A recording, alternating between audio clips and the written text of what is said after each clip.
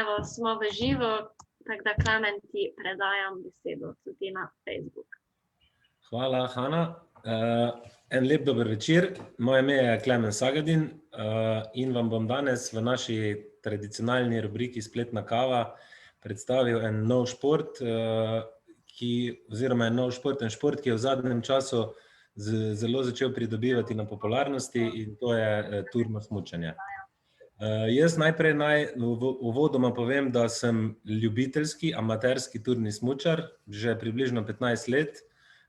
Ne gre za to, da bi bili to neki profesionalci in da bi vam zdaj dal neko profesionalno predavanje. Jaz vam bom sam iz mojega stališča predstavil, kaj to turno smučanje sploh je, kako se razlikuje od navadnega alpskega smučanja, potem bomo malo spoznali opremo, se pogovorili tudi malo, predstavili, kako sploh začeti turno smučanje. Mislim, da je to tisto, kar ljudi najbolj zanima.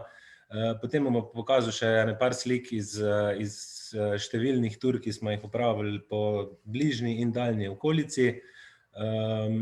Tako da, evo, dobrodošli. Če boste imeli kako vprašanje, se lahko kar obrnete preko Facebooka ali pa preko Zooma, pa bomo potem vam odgovorili, lahko da že kaj vmes, lahko pa tudi na koncu bomo videli. Evo, turno smučanje ne bo skozi takle dolgočasno, bojo pa tudi malo slike, samo osnovne stvari vam bom pa predstavil takle, da boste imeli malo večji vtis oziroma malo sploh izkušnjo, kaj to je. V bistvu gre za gibanje v naravi izven urejenih smučišč in se razlikuje od alpskega smučanja predvsem po tem, da se smuči uporablja za hojo in za gor in za spuščanje dol.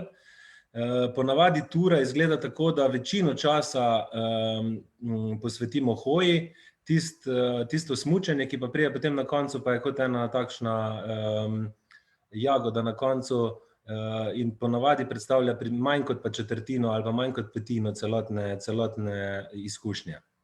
Gre za zelo pristen stik z naravo, kjer v bistvu sami seveda obkroženi z prijatelji, namreč turno smučanje je eden izmed športov, pri katerem je bistvena stvar tega, da nismo nikoli sami. Predvsem zaradi nevarnosti in predvsem zaradi tega, ker je vedno dobro, da je nekdo zraven nas, vsaj eden, da znamo potem v kakšnih situacijah tudi pravilno reagirati. Pristen stik z naravo v smislu tega, da seveda nismo obkroženi z nekimi napravami, da se ponavadi parkira na neki gorski koči ali pa na kakšni zadnji kmetiji na koncu ceste in se potem podamo ponavadi na začetku malo bolj skozi gozd in pa potem vedno višje proti planjavam širnim, kjer potem odvisno od situacije uživamo v spuščanju in hoji. In to je za mene tudi, in večina ljudi, ki se s tem ukvarja, lahko rečejo, da je to ena taka popolna gorniška izkušnja, se pravi, kjer je vključeno in to, da hodimo, in to, da uživamo, da športamo, se pravi, eno takšno doživetje, ki mu, kar se tiče gorskega sveta, po moje ni para. Zdaj, najbolj pomembna stvar pri turnem smučanju, v času se razlikuje od alpskega smučanja, je seveda oprema. Zdaj, na začetku bi povedal še to. Turno smučanje je primerno za vsakogar. Jaz velikokrat slišim, ja, pa jaz se ne znam dobro smučati, pa jaz nisem sedaj primeren za turno smučanje, jaz ne vem sploh, kako bi lahko tako dolgo časa hodil v hrib. V bistvu so tri stvari, ki so iz mojega vidika pomembne. Eno je vsaj osnove smučarskega znanja, se pravi, ne moremo se iti turno smučati, če se sploh ne znamo smučati, to se mi zdi logično. Druga je volja, ki jo moramo imeti, seveda, ker pri hoji v hrib nam po pol ure postane vroče in je treba imeti kar voljo, da prideš do vrha in da potem v bistvu si nagrajen s tistim najbolj pomembnim delom. Tretja taka zelo pomembna stvar je pa tudi v bistvu oprema in ta je v bistvu zelo pomembna in nam omogoča, da lahko sploh v takšnih razmerah, ko so, zelo dobro uživamo pri turnem smučanju. Zdaj, oprema se razlikuje tako. Smuči so predvsem lažje kot navadne turne smuči in imajo tudi posebne vezi, ki so prav tako lažje od alpskih vezi in omogočajo dvig pete. Zdaj, tehnologija je šla v zadnjem času zelo naprej in vse te smuči, pancerji, vezi so postale zelo lahke. In s tem se je v bistvu tudi občutek vzpenjanja po hribu je precej lažje se vzpenjati po hribu in včasih se spomnim, ko smo začeli, mi turni smučarji smo imeli zelo težko opremo in smo se tudi zelo počasi vzpenjali po hribu. Danes pa tudi vidiš, kdaj, ko kar tečejo mimo tebe v hrib in res delajo višinske metre zelo hitro. Oprema, ki jo potrebujemo, je seveda pomembno, da imamo poleg opreme za smučanje še opremo, ki jo rabimo tudi drugače za v hribe, se pravi topla oblačila, majico za preobleč, da imamo nekaj za pojesti, da imamo kaj sladkega pri sebi, da imamo seveda dovolj tekočine, priporoča se seveda topla tekočina. Potem pa je zelo pomembno, da imamo pri turnem smučanju s seboj še plazovni trojček. To je, vam lahko tule pokažem na naslednji sliki, se pravi žolna, ki oddaja in išče signal. Potem imamo lopato, s katero lahko izkopljemo, in pa sondo, s katero v bistvu v primeru plaza zatipamo in najdemo ponesrečenca v globini na snegu. Pri gibanju je seveda pomembna tudi uporaba cepina ali derez. Velikokrat se zgodi, da pridemo do kakšnega strmega predela, ki je popolnoma zaledenel, in če nimaš pravilne opreme, ti mogoče samo nadaljevanje v naslednjih 10 metrih onemogoča, da bi v bistvu kvalitetno speljal turo. Tule vidite, na desni strani je tudi en primer zdaj v zadnjem času zelo popularnega plazovnega nahrbtnika. To je ena stvar, ki se zdaj dodatno uporablja in sicer deluje tako, da se v primeru plaza potegne z eno tako ročko in se ti nad glavo in ob strani napne tak balon, ki te ohranja na površini plazu in te potem lažje najdejo, ko se plaz ustavi. Tule levo spodaj vidite recimo primer, kako to izgleda, da je sprednji del pancerja pripet, zadnji del pa seveda prosto se dviguje, tako da lahko potem v bistvu hodimo v hrib. Na tele sliki vidite enega turnega smučarja, ki si v bistvu pripenja kože, se pravi, kot veste, mogoče iz smučanja je v hrib zelo težko hoditi, mi smo včasih uporabljali ali zarezne tehnike, ali smo se vzpenjali gor bočno, tu pa si preprosto na turnem smučanju natakneš gor takšne posebne kože, ki so lahko sintetične ali pa tudi naravne in imajo v bistvu dlačice v kontrasmer gibanja, tako da v smeri gibanja, tako da se v bistvu drsiš naprej po površini, dol nazaj pa ti v bistvu ne drsi. Tule na desni pa tudi vidimo recimo še, kako izgleda ena taka posebna vez. Zdaj, ta oprema je zelo pomembna, da jo na začetku jaz vam priporočam, da si jo najprej nekje stestirate, potem pa vam tudi priporočam, da si jo kupite postopoma in da si kupite novejše stvari, ker je tehnika tako napredovala, da če boste se začeli učiti smučati z nekim 20 let starim kompletom, vam bo veliko težje in pa mogoče sploh ne boste odkrili tega veselja in sploh nadaljevali s turnim smučanjem. Bistvena stvar pa še je seveda, da to vso opremo znamo uporabljati. In to ni dovolj, da greš enkrat na tečaj, to je treba letno obnavljati stvari, sploh kar se tiče iskanja preživelih v plazu, da znaš uporabljati žolno, da znaš uporabljati sondo, da znaš uporabljati tudi cepin, dereze. Zato, kot sem že prej rekel, da je turno smučanje primerno za vse, dejansko je primerno za vse, ampak treba se je pa na začetku malo izobraziti. Tako da jaz na začetku priporočam seveda najprej tistim, ki jih zanima turno smučanje, da najprej poskusijo na kakšnih smučiščih, ob sepeljati progi, da potem poskusijo na kakšnih manjših hribčih, kjer je manjši naklon, ob dobrih snežnih razmerah, potem obiščejo kakšen tečaj, kjer se v bistvu naučijo in gibanja v zimskih razmerah, in turno-smučarski tečaj in pa plazovno delavnico. In to so potem ene take 3 osnovne stvari, ki jih potrebujete, da lahko sploh se začnete varno ukvarjati s tem športom v različnih okoljih. Zdaj, če greste na Golte smučati, ko zapade 10-15 cm snega, mnogi rečejo, da ne boste tega potrebovali, ampak jaz mislim, da je zelo pomembno, da se te stvari na začetku dobro naučite, da jih obvladate in da lahko tudi kadarkoli, če vas ob 3 zjutraj zbudijo, veste, kaj je to žolna, kako reagirati, da uporabljate vse te varnostne stvari, ker pri turnem smučanju je tako, da nesreča nikoli ne počiva. Zelo pomembno je tudi pa, da si turo pravilno izbiramo, da gledamo na vreme, da imamo seveda ljudi, s katerimi se s tem športom ukvarjamo, ki jim zaupamo, da smo seveda psihofizično sposobni. Pomembna pa je seveda tudi kondicija. Namreč turne smuče imajo neko težo, vzpenjanje, 4 ure iz 800 nadmorske višine do 2000 nadmorske višine je precej težje, kot pa če bi poleti šli samo v čevljih. Zato je treba tudi imeti neko mero kondicije. Priporočljivo pa je, da se ima zraven tudi recimo prvo pomoč, kakšno bivak vrečo, v primeru kakšnih nepričakovanih stvari, piščalko, s katero lahko opozorimo na nesrečo, in pa seveda normalno mobilni telefon, ki smo tudi zdaj že opazili, da v določenih luknjah ne vleče, zato uporabljamo včasih tudi walkie-talkie za lažjo komunikacijo, sploh med različnimi skupinami, ko gremo na pot. O opremi sem vam zdaj že jaz nekaj povedal.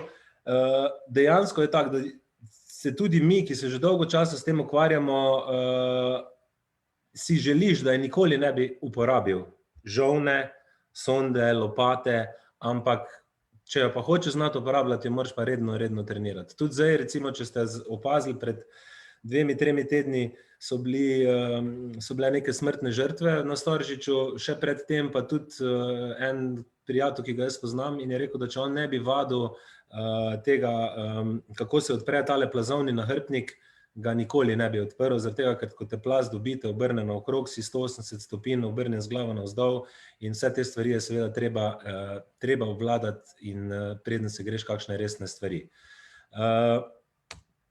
Začetki, evo. Vsi mene sprašajo, kako naj začnemo seveda turno smučati, oziroma a bi me ti vzel kdaj zraven.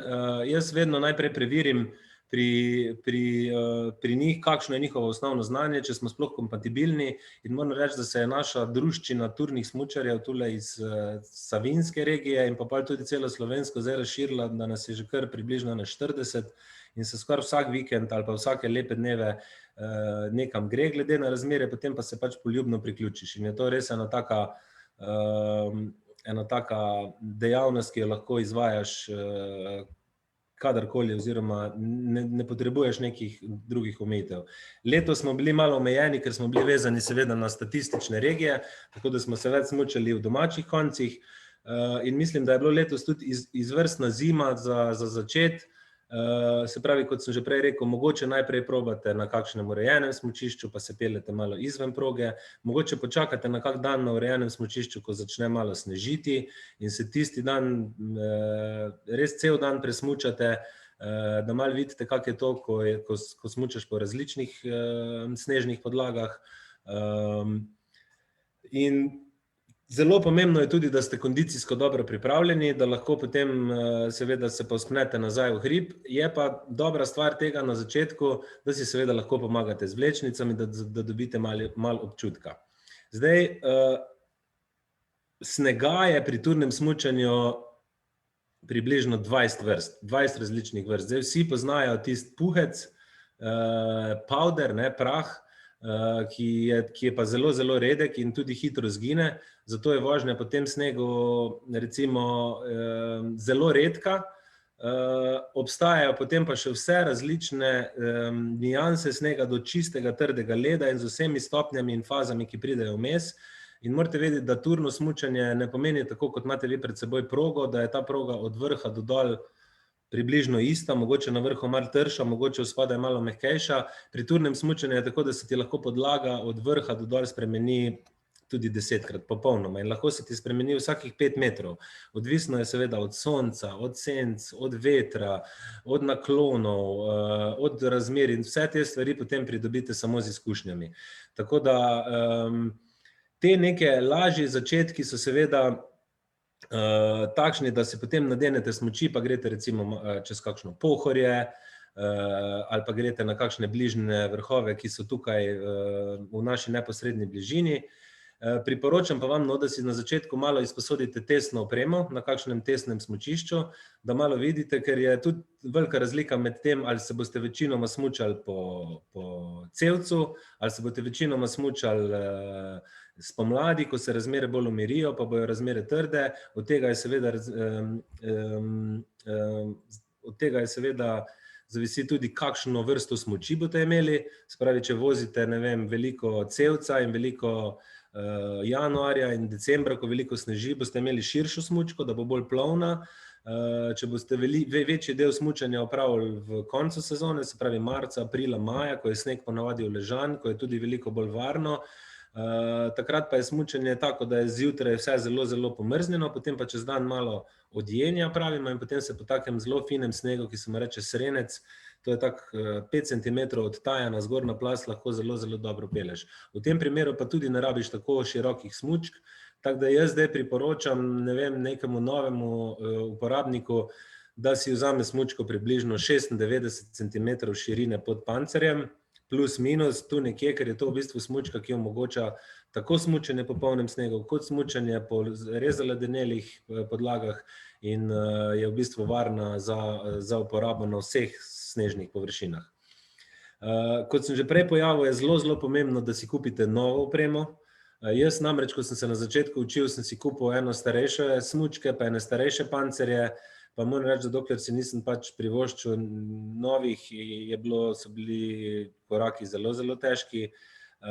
V bistvu me je pa gnalo naprej navdušenje, ker 15 let nazaj je bilo namreč turnosmučarskih navdušencev zelo malo in pa smo se med seboj nekako informacije izmenjavali in smo tako v bistvu delili. Je pa dejstvo, da včasih nismo tako veliko smučali pri nas, je bolj veljalo tako, da pač pri nas malo treniraš, potem pa greš konec sezone na kakšno tujino, kjer so pa res dimenzije hribov popolnoma drugačne in tudi smučanje, turno smučanje je popolnoma drugačno, ker ne prideš tako hitro v gost, ker si na odprtih planjavah in če so razmere dobre, je smučanje res užitek. Kot sem že prej povedal, nujno, da se udeležite enega tečaja turnega smučanja. Jaz moram povedati, da sem začel tako, da smo najprej obiskovali alpinistično šolo, smo spoznali plezanje oziroma gibanje v letnih razmerah, gibanje v zimskih razmerah in skozi tečaj sem ugotovil, da v bistvu meni od vsega najbolj všeč turno smučanje, zato sem ostale stvari opustil, s tem pa se pridno ukvarjam še naprej. Naredili smo, se pravi, tečaj osnovnega gibanja v zimskih razmerah, da znaš uporabljati dereze, da znaš uporabljati cepin, da veš približno, kje se gibati, kakšne smeri izbirati in da dobiš tiste osnovne informacije, ki jih potrebuješ za gibanje, za varno gibanje v gorah. Potem pa se lahko obrnete na kakšno društvo, ki jih je v tem času zelo veliko, kakšnih skupin na Facebookih, turnosmučarskih, kjer vam bodo tudi povedali naprej informacije o začetnih tečajih, ki pa združujejo nekako tehnike vzpenjanja, predstavitev opreme, predstavitev plazovnih tehnik oziroma predstavitev reševanja ponesrečencev iz plazu in fino je, da te stvari letno obnavljate. Mi recimo kot ena taka skupina se vsako leto enkrat zberemo na koči na gozdu pod Vršičem, kjer imamo v bistvu en tak hitro ponovitev razmer, hkrati pa opravimo še eno turo in pa v bistvu vse te stvari v naturi tudi sprobamo. Pomembno pa je še tudi to, ko sem prej rekel, da imate en krog ljudi, s katerimi v bistvu vas povabijo ali pa jih spoznate ali pa se skupaj začnete ukvarjati s tem športom, ker jaz si ne predstavljam, da bi šel recimo na turno smuko z enim, ki ga bežno poznam ali pa ki sem ga srečal dvakrat, pa bi mu svoje življenje v bistvu zaupal v to, da bo on. Zato je to zelo pomembno, da v bistvu imate en krog ljudi ali pa da vas nekako povabijo en krog, kjer so že med seboj povezani, si zaupajo in da počasi pridobite njihovo zaupanje in da se potem tudi udeležite teh tur. Zdaj, to je čisto na splošno, na kratko o opremi, mogoče tudi te začetki smučanja. Zdaj pa kam se lahko recimo podamo v naši neposredni bližini. Kot sem že rekel prej, letošnja zima je bila zelo, zelo radodarna s snegom in zelo velikokrat je padlo precej veliko cevca, ki pa ni bil tako nevaren, ker ga ni padlo v ogromnih količinah. Ponavadi, predvsem v teh december, januar, februar, v tej zimi, se takrat vozi, se pravi, hribe, ki so nižje, hribe, ki vsebujejo tudi veliko gozda in so predvsem na splošno varni zaradi razmer. Recimo Lepenatka je en tak hrib tule v Protisavinjski dolini, zelo, zelo primeren za prve korake turno-smučarske. Tudi Kal, Mrzlica, recimo lahko greste po Rogli, pa si lahko sprehajate po Smrekovcu, pa malo vidite, ker tam so manjše vzpetine, manjši hribi in lahko že tam spoznate, ali je ta šport sploh za vas, ali ste mu sploh pripravljeni se posvetiti. Letos smo recimo zelo veliko krat šli na Golte, ker so bile razmere v Visokogorju prenevarne, preveč plazovite in je bilo na Golteh sanjsko zasmučati. Tudi Raduha in Palaneš, njen sosed, sta zelo primerna. Savinjsko sedlo, to so recimo v teh naših koncih take najbolj popularne ture. Mi si ture zbiramo predvsem na podlagi turno-smučarskih vodnikov, ki jih imamo in za Slovenijo in za sosednje dežele. Spremljamo spletno stran Snežak, ki je v bistvu ena najbolj aktualnih spletnih strani, kar se tiče turnega smučanja, kjer vsi ljudje tudi objavljajo svoje ture, kje so bili, napišejo svoje izkušnje, napišejo, kakšna je bila varnost, kakšen je bil užitek in se lahko tudi na podlagi tega mogoče en večer prej popolnoma spremeniš svojo turo in se odločiš na podlagi tega, kar je nekdo napisal in z navdušenjem greš tja. Pomembno je seveda še spremljati vreme, pomembno je spremljati vremensko napoved, pomembno je, da si dovolj opremljen, se ti velikokrat zgodi, da kako stvar pozabiš doma, prideš na smučišče pa ugotoviš, da si pse pozabil doma, zato si je fajn vse že en dan prej pripraviti v nahrbtnik, si pse dati kar gor že na smučke, tako da ko prideš ti na lokacijo, samo smučke daš gor in lahko začneš hoditi.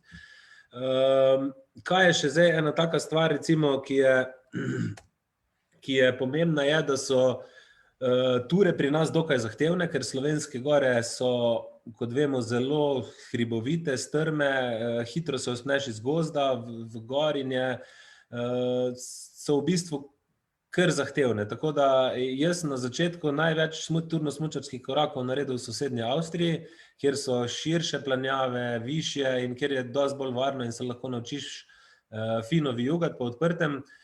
Seveda pa morate vedeti, da vsaka turno-smučarska tura vsebuje tudi gaženje skozi gozd, gaženje mimo podrtih dreves, na začetku, preden se vzpneš. Recimo take zelo popularne ture v drugih delih naše države za začeti so tudi Ratitovec, Porezen, to so taki 1600–1700 metrov, Viševnik je ena taka v bistvu mala šola turnega smučanja, vsaki začne turno smučati, bo slej ko prej prvo turo opravil na Viševnik ali pa na sosednji Draški vrh, ki je sicer že malo bolj zahteven. Potem pa pridemo že do tur, ki so pa že v bistvu prava gorniška doživetja, recimo marca iti na Kredarco, pa se pa spustiti dol je eno lepših doživetij. Kanjavec, naš turno-smučarski kralj, je sploh v bistvu iz katerekoli strani boste šli gor na njega, je to celodnevno doživetje, vsaj 6 ur boste rabili, da boste prišli gor. Zelenica, zelo popularna v zadnje čase v Karavankah, kjer je mnogo tur. Navedel sem pa še recimo ena dva taka v tujini, recimo Gros Venediger, bližnji brat Gros Glocknerja in pa Gran Paradiso, to je pa en tak 4000-ak v italijanskih Alpah, ki je tudi v bistvu en tak zelo, zelo popularen za turno smučanje. Evo, zdaj pa vam bom še malo slikce pokazal, pa bom pa še skozi kako sliko povedal, kako zanimivost, kako stvar. Ste pa vabljeni tudi, da če imate kako vprašanje, me še posebej kako stvar vprašate.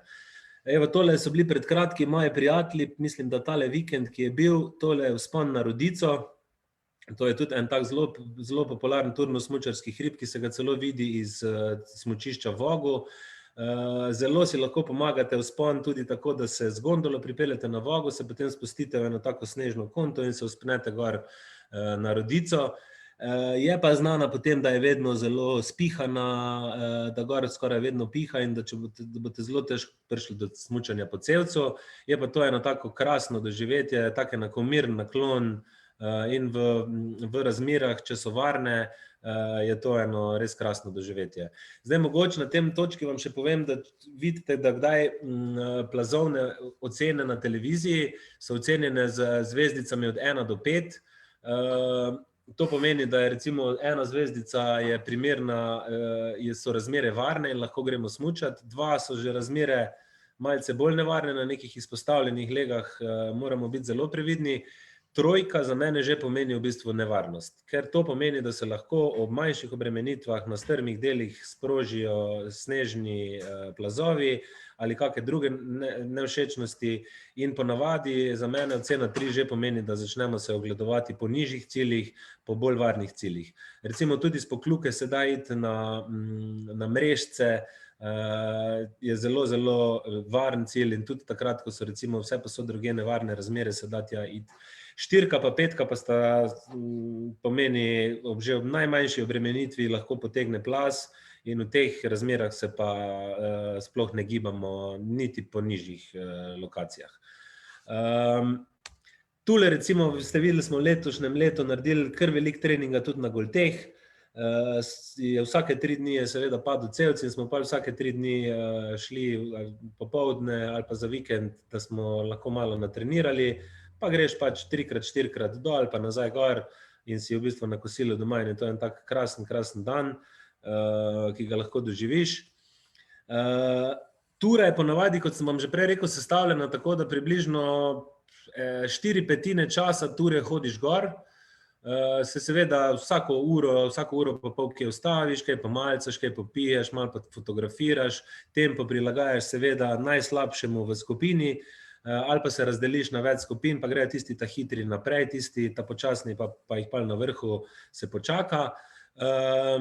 Najslajši del pa je, če prideš na vrhu, pa na vrhu ni vihar, pa ne piha, pa ni -30, ampak je sonček in se lahko lepo usedeš, si vzameš sendvič, kaj toplega popiješ in v bistvu reflektiraš cel vzpon in se pripravljaš na spust iz hriba in to je ena taka najbolj sladka stvar, ki je pa zelo, zelo redka. Ponavadi vedno na vrhu piha, tiste pse, ko jih vlečeš dol iz smučk, je treba imeti eno posebno tehniko ali pa je treba skozi leta dobiš v bistvu izkušnje, kako se to počne.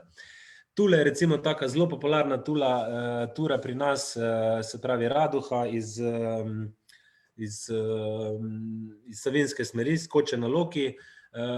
To približno do Radošnika, do enih 900 metrov se lahko prepeleš, potem pa je takšen 1,5, 2 ure vzpon na Raduho, 2000 metrov in pa potem spust nazaj po različnih variantah. Zdaj v zadnjem času smo odkrili tudi enega soseda od Raduhe, Laneš, ki je zelo, zelo skrit in pa zelo, zelo smučljiv, ker ima tako redko smrekovo rastje in se lahko krasno voziš med temi smrekicami.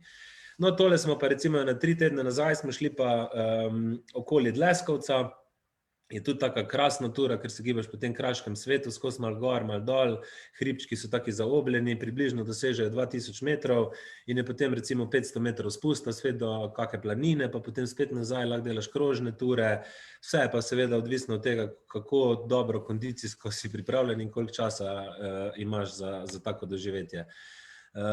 Tole je tudi v bistvu iz ene ture iz podobnega dela, to je ta kraški predsvet pred Ojstrico. Tu imaš recimo en tak zelo popularen turno-smučarski cilj Deska, ki se jo da iz večjih planin doseči in je tudi en tak krasen vzpon. Tole je recimo ta Laneš, ko sem vam razlagal, smo ga letos v bistvu kar nekajkrat prevozili. Tole je utrinek izpod Kriške stene, to je tudi ena zelo popularna tura, kjer parkiraš avto na 3. ovinku Vršiške ceste in se potem levo spustiš v dolino in v bistvu prideš pa čisto tak zatrep med gore. Vidite pa, da je bila količina cevca, ko stopiš dol iz smučk, kar zavidljiva, tako da se je kolegu kar tam skoraj več kot 1 meter ogreznal. In morate vedeti, da turne smučke vam zaradi svoje površine vas ohranjajo na podlagi, tudi krplje recimo, ampak dosti manj, če pa stopite s pancerjem v ta poln sneg, vas pa pogoltne. In tudi, če bi zdaj vi recimo isto razdaljo mogli premagati na turnih smučkah ali pa peš, vam lahko recimo jaz povem približno 6 ur je peš, kar je 1 uro na turnih smučkah, če je recimo meter snega, pa moraš gaziti, ali pa tu nekje. Ne. Tako da se zelo pozna in je zelo velik užitek, ko lahko smučkami hodiš. Kaj je še značilno za turno-smučarske ture? Da se nikoli ne začnejo tako, da se zbudiš ob 9 zjutraj, pa spiješ kavico, pa greš pol na smučišče, ampak se praviloma zbudiš ob 4:30 ali pa ob 5 zjutraj, se nazajtrkuješ, tako da si recimo ob 7, pol 8, 8 na izhodišču, ker najlepše in tudi sneg je vedno najboljši zjutraj, je še najbolj trd, ga še sonce ne predela, se vzpneš in v bistvu si ob 11 že na najvišji točki s pavzami in potem v bistvu smuk do avta in si lahko za kosilo tudi doma. Nihče se turno ne gre smučati popoldan, smo že bili tudi v tujini, pa smo videli kakšne neizkušene, ko so, ne vem, ob 4 začeli svojo turo, pa so jih kar odslovili hiter, ker cel dan sneg v bistvu je izpostavljen soncu, se lahko marsikatere stvari zgodijo. Najbolj seveda je pa to, da se ti podlaga tako spremeni in da potem v popoldanskem času se naredi neka skorja, po kateri pa sploh se ni fino smučati. Tako da za vse, ki to pomeni jutranje vstajanje in to pomeni, da ste v bistvu zelo zgodaj na snegu, da se takrat izkoristi čim več, ker so takrat razmere najboljše. Ture si izbiramo, tako sem rekel jaz, ali preko, recimo tole je en tak turno-smučarski vodnik slovenski, zelo dober, kjer vam vse pove, kam vzpon, kje dostop, katera težavnost, v katerih mesecih, koliko traja.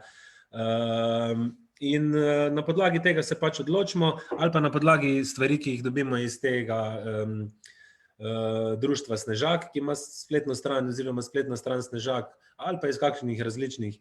Ponavadi imamo pa tako že vsak od nas ene par tur nagledanih oziroma si jih želimo s prijatelji odfurati, pa jih še nismo v preteklosti, tako da je vedno se odločamo, pa vsak ima eno idejo, pa se pa pač odločimo za tisto najboljšo. Ponavadi en večer prej. Plana za turo nikoli ne delamo en teden naprej, ker se lahko razmere spremenijo. Je pa res, da se pa velikrat pol konec sezone marca, aprila, ko se razmere umirijo in tu pri nas manjka snega, se pa malo vračamo tudi v tujino. Takrat je pa fino, da si naredite rezervacijo že prej. Mi jo naredimo včasih kar za 1 leto naprej. Če pa se zgodi, da slučajno potem v tistem terminu pride urnebes ali pa da res ni možno, se pa potem tista rezervacija za 1 leto predstavi. Zaenkrat lahko trkam, se nam je zgodilo v vseh teh letih, da samo enkrat do zdaj nismo mogli iti zaradi vremenskih razmer. Drugače je pa še vedno nekako so se stvari uredile. Zdaj, to sem vam že rekel, razmere vedno niso idealne. Včasih, ko gledate tiste filmčke, ko se ljudje smučajo, pa kar cevt šprica, tega je zelo redko. Ponavadi je turno smučanje tako, da so različne snežne površine, da na vrhu hriba piha, da si zelo težko pospraviš tiste kože. Velikokrat se zgodi, da je izredno mrzlo zjutraj, velikokrat se zgodi, da postane zelo hitro toplo in se potem sneg postane čist južni in se sploh ni fajn peljati.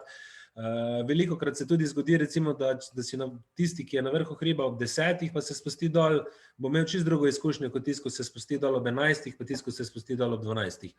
To govorim zdaj predvsem za marec in april, ko se pač razmere z soncem hitro slabšajo, se pa vsako noč utrdijo in je potem zjutraj tista trda površina, ki malo odpusti, najbolj primerna za smučanje.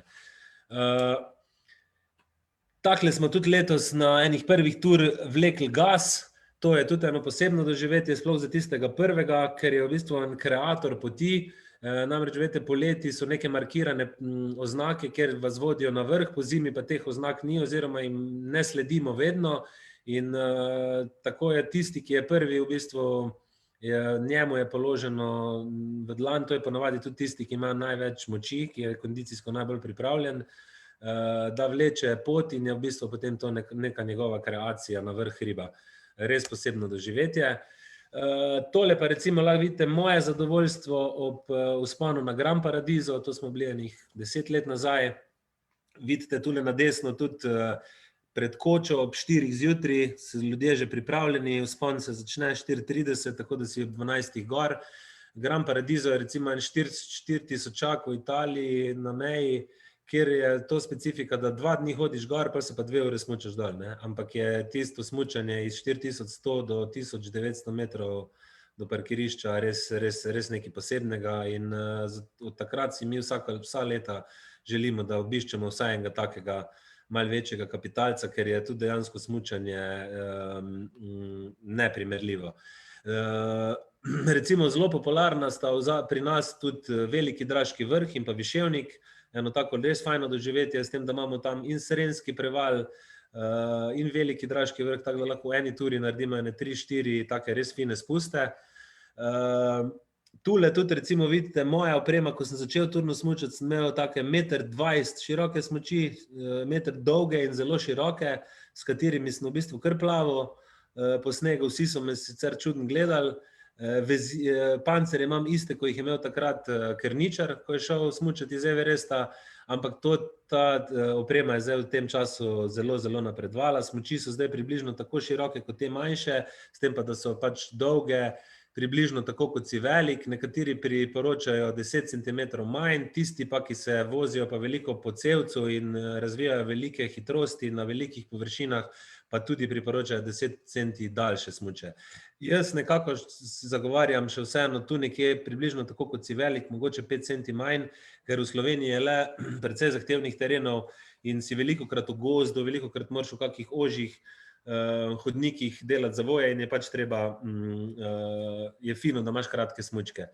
Velikokrat pa se tudi zgodi, da se smučkami pripelješ do neke višine, kjer ponavadi smuči postiš, to se reče en tak ski depo, potem pa vzameš cepin, dereze in greš tiste 20 minut do vrha, da v bistvu osvojiš vrh in se pol odsmučaš dol. Zdaj recimo takle izgleda pogled iz Gran Paradiza, malo spusta peš, pa 2000 metrov smučkam in to so tisti trenutki, ki ti pa ostanejo za vse življenje. Tole recimo 4-5 let nazaj smo šli v Venediger grupe, to je ena skupina hribov v Avstriji. To izgleda tako, da v bistvu imaš svojo bazo na približno 2000, 1800, 2300 metrih, odvisno od kje, in potem vsak dan narediš eno turo na bližnje hribe, ki so 3500, 3600, 3300 visoki in v bistvu greš za en vikend pa narediš 3 take turno-smučarske spuste in je to res nekaj neprecenljivega. Tule se spomnim, prav en hrib se mu reče Grosser Geiger, je bilo tako, da je prejšnji večer začel snežiti, pa smo rekli, ne bomo mogli iti, in je do naslednjega dneva vrgli, 10 cm snega na tisto trdo, zmrznjeno podlago aprila in vem, da smo čisto vsi, ko smo bili na hribu, vriskali takrat, ko smo se uspenjali proti temu Grosser Geigerju. Tu pa vidite, kakve so to širne planjave, ne? Sploh tule gor se da potem pelati ali tule dol, ali se da pelati tule dol, tukaj dol je pa tista koča, v kateri smo mi stanovali, potem se pa počasi uspenjaš. Če pa si doma že na 2500 metrih ali pa na 2000 metrih, pa veš, da si potem že v bistvu ob 7 po zajtrku pripravljen in ob 12 še že na terasi koče, kjer potem piješ pivo, se pogovarjaš z smučarji iz celega sveta in je res enkratno doživetje. Tole je pa že izpred 3 let nazaj, smo šli pa na Similaun, to je en tak tudi zelo markanten hrib na meji Švico, ki ima eno tako visokogorsko igrišče, eno tako kilometer široko in 3 kilometre dolgo dolino, zelo položno, iz katere se pa pol na levo in na desno dvigujejo hribi in tu smo pa tudi večkrat na dan šli, tako da smo kar do večera probali izkoristiti dneve. Tole je recimo pogled iz koče v to dolino in takle smo pa vsako jutro šli po tej dolini, vedno isto, pa smo si pa zbrali en drug vrh levo ali desno. Za konec pa še recimo en pogled iz, mislim, da je tole final špice, en tak 3500 tak, proti Italiji, v bistvu to je iz avstrijske strani, ki gledamo dol proti Italiji, proti jezeru in pa vidite zasnežene vršace, vse posod. Tako da, evo na kratko, čist osnove, to neke izkušnje za neparih tur. Še imate zdaj kakšno vprašanje oziroma vas kakšna taka stvar zanima? Ja, tule je prišlo v Zoom eno vprašanje, ne vem, če ga vidiš. ti ga preberem, je Marko vprašal, kako je pa s takimi ledeniškimi turami, ko smučaš dol, a tvegaš, da padeš v špaltno, a so kakšni triki, kako se temu izogniti? Ja, Marko, zelo dobro vprašanje. To se mi zdi, da pa že malo poznaš turno smučanje, če si to vprašal, tudi da poznaš besedo špaltna. Ja, te ture visokogorske so večinoma izpostavljene tudi tej nevarnosti in se ponavadi mi potem na teh turah, se točno ve, iz te koče grejo 4 smeri, ena je zelo, zelo nevarna in v tem primeru se zelo, zelo redko odločimo za njo. Če pa se že odločimo za njo, če ni druge, je potem potrebna polna ledeniška naveza. Se pravi, vrv, naveza na 10 metrov in nas gre 5 ali pa 4 hkrati in v bistvu skozi spremljamo razmere.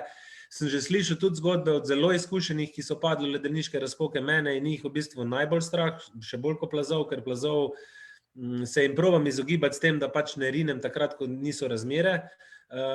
Zato večinoma izbirati ture, kjer je teren tak, da ni razpok, če pa že, pa treba imeti pač popolnoma alpinistično znanje, reševanje iz razpok in uporaba gibanja v navezi.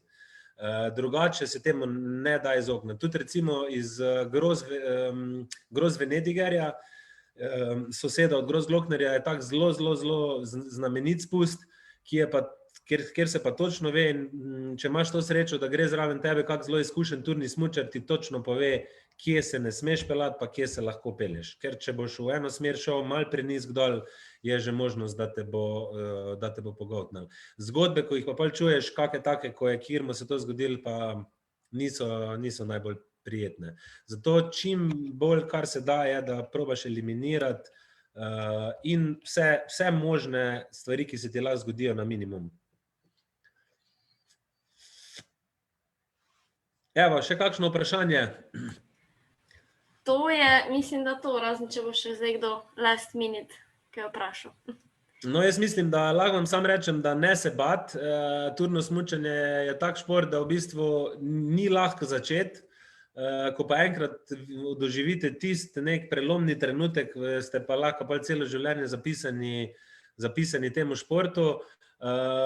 Treba je pa začeti postopoma in sam vsaka tura in vsaka snežna razmera, ko jo boste presmučali, podlaga, izkušnja vas bo naredila boljše turne smučarje. In noben dober turni smučar ne postane po eni turi, tudi če je ne vem kak profesionalni smučar, v vsakem primeru se bo izven urejenih smučišč še vedno v bistvu treba naučiti, treba z izkušnjami in pa z kilometrino privedi do te točke, da lahko uživaš v tem športu.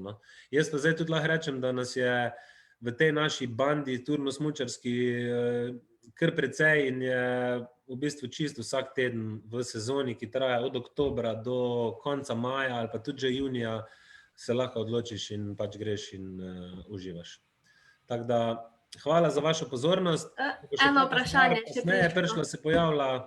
Eno vprašanje je še prišlo na Facebooku od Aljaža. Kako pa začneš s turnim smučanjem? Evo, to nekaj sem že povedal v tem predavanju, drugače pa v bistvu začneš tako, da osnove smučanja, čist neke osnovne kondicija, volja in pa najprej začneš ob že urejenih smučiščih ali na urejenih smučiščih, ko so snežni dnevi, da malo vidiš, potem pa te neke turce v bližini, ki jih nekako sprobavaš. Nikakor pa se ne lotiti sami nekih stvari, brez nekega predznanja. Lahko greste na Golte, pa se probate pelati ob progi ali pa na drugo stran po travniku, da boste videli malo sploh kak je občutek. Preden se boste pa kaj nekaj resnega lotevali, pa obiščite en tečaj gibanja v zimskih razmerah, en turno-smučarski tečaj pa eno plazovno delavnico. In na teh v bistvu boste dobili že občutek, ali je to za vas. Vedno so na teh delavnicah tudi ture izpeljajo, tako da se pa v bistvu lahko naučeno preizkusi v praksi in pa boste videli, ali je to za vas in počasi ture si izbirati po težavnosti, lahko potem pridete do tega, da boste dober turni smučar in da boste mogoče tudi alpinistični smučar. Še eno vprašanje. Kje so začetnikom prijazni tereni? Sem že tudi mogoče malo povedal, najbolj pri nas recimo prijazni tereni za začetnike so seveda položni tereni do 1500 metrov, Golte, Lepenatka, Smrekovc, Rogla, tudi izven urejenih smučišč. Lahko se pa naučite smučati tudi na kakem čisto lokalnem hribu, travniku, ki ima, ne vem, 100 metrov višinske razlike, pa pač ima različne snežne površine, pa se lahko tudi tam čisto normalno naučite. Ne bi pa priporočil, da se zdaj sami čisto na začetku lotevate nekih tur. In jaz mislim, da največji problem je to, da ljudje ne vejo, kako bi začeli. Tako da jaz priporočam smučišče, ob progi, snežni dan, po progi, potem pa sam postopoma prilagajati višino, ture in pa tudi snežne razmere. Kar se pa tiče varnosti, je pa v bistvu najbolj varno se je smučati marca, aprila, maja, ko so razmere že čist uležane, že čist sesedene in sneg samo malo odjenja. Je pa takrat pač ta slabost, da ponavadi moraš nositi smuči do snega. Se pravi, ko parkiraš avto v dolini, je že vse, ni več snega in je treba pač pol ure ali pa uro hoditi peš v hrib s smučkami na hrbtu, kar težko, preden priješ do snega, kam lahko daš pol smučke, da začneš. Pa še eno vprašanje je prišlo tule na Zoomu, ne vem, če ga vidiš, ti ga preberem. Ali od Markota tudi, ali kaj delate prereze pa ECT teste, oziroma ali samo s palico med vzponom že vidite, kakšna podlaga je, in pa če je kakšna Facebook skupina, kjer bi se lahko vključili tudi zunanji člani. Ok, Facebook skupina je Turno smučanje, nas je mislim, da noter enih 2000. Snežak je skupina, v bistvu stran, kjer spremljaš razmere in tam so vsi najbolj taki slovenski turni smučari, lahko tudi spremljaš, kako zelo pridni so in ko skoraj vsak teden grejo 3-krat v hribe. Kar se pa tiče spremljanja razmer, je pa tako, da v bistvu že v osnovi probaš eliminirati, da boš sploh mogel delati test. Če pa seveda decembra, januarja, februarja siliš v kakšne višje razmere, pa ponavadi jaz sem recimo naredil test na turi vse skupaj zdaj enih 7-krat. Ampak še to je bilo tako, da smo v bistvu naredili prerez, seveda, ne vem, ko se višinski metri spremenijo pred kakšnimi večjimi spremembami, pred kakšnimi večjimi nakloninami, velikrat se pa že kar v osnovi sploh ne lotimo turnega smučanja, ko so razmere nevarne. Je pa fajn, da ta prerez obvladaš, da obvladaš vse metode, švicarsko, norveško, vse, da jih znaš narediti, da jih znaš zvaditi. Je pa tako, si rekel, že velikrat, že sam iz tega, ko palce zapičiš v sneg, veš, ampak ne moreš vedeti, če ne narediš testa. Zato, če greš smučati v razmere, kje so res nevarne, je fino potem vsakih 200-300 metrov višine narediti test, videti, kako se razmere obvladajo, in če vidiš, da je neka plast vmes, ki je šibka, ki se sproži na dotik, to se preverja s prsti, s palci, s pestmi, to vam zdaj težko povem preko Zooma, je treba pa en tečaj tak obiskati, ampak se potem nepreklicno obrneš. Tudi jaz imam zelo veliko kolegov, ko ne morejo počakati doma, tudi ko so slabe snežne razmere, in velikrat se pa po nekem testu, ki ga naredijo, obrnejo dol, pa pač ne pridejo do vrha. Ok, to pa mislim, da je to vseh vprašanj.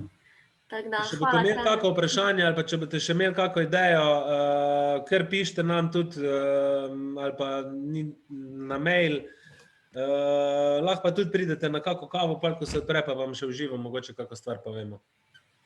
Superca. Jaz mislim, da je bilo tudi super predavanje, tako da hvala. Pa če kdo pa zamudil začetek, si ga pa lahko še od začetka pogleda na našem Facebook. Hvala, fajn bote pa varno v gorah in poleti in po zimi. Super, hvala Klemen in se vidimo. Čau. Čau.